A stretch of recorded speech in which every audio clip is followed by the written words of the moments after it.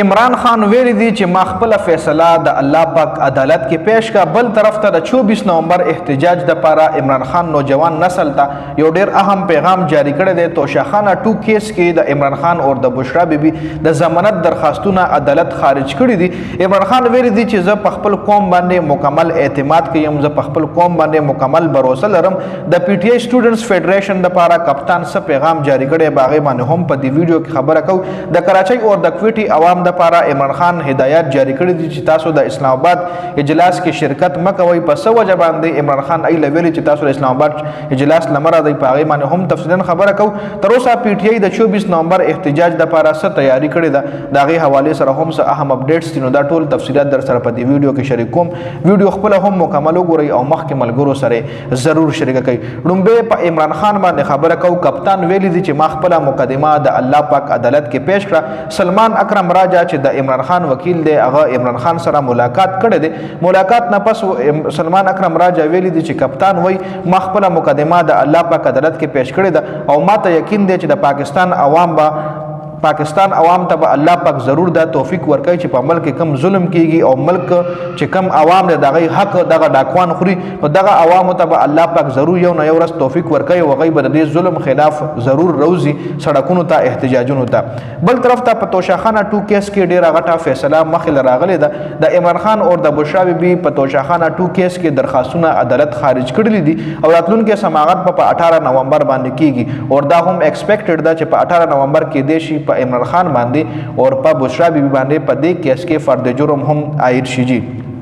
خبل عمران خان ویلی دي چې زه د خپل قوم مکمل باور ده، په خپل قوم باندې زما مکمل باور ده او زه په خپل قوم باندې مکمل باور کوم او چې په 24 نومبر باندې کوم احتجاج ته هغې ته به ټول عوام اسلام آباد ته راځي او د عوامو یو سمندر باندې راځي او د پلاره باندې چې څومره هم رکاوټونه وي، بیریرز لګېدلي وي، کنټینرې وي یا کاندې کپرې وي، نو هغه به دغه عوام ختموي او ځان به اسلام آباد ته دغه احتجاج ته رارسوي.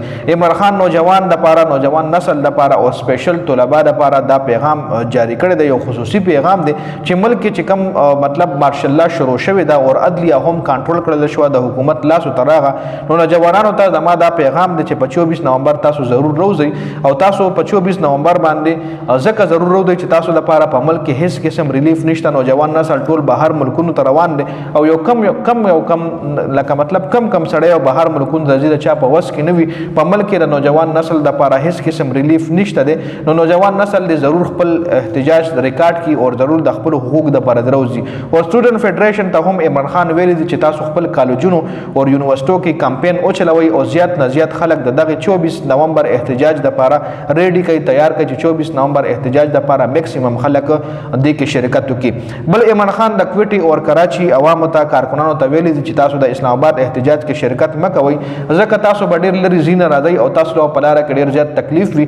لہذا تاسو اسلام آباد اور د کویټي اور د کراچۍ چې کوم خلک ته یې ویلي دي چې تاسو د اسلام آباد احتجاج ته مه راځئ او تاسو خپل علاقه کې خپل احتجاجونه ریکارډ کړئ.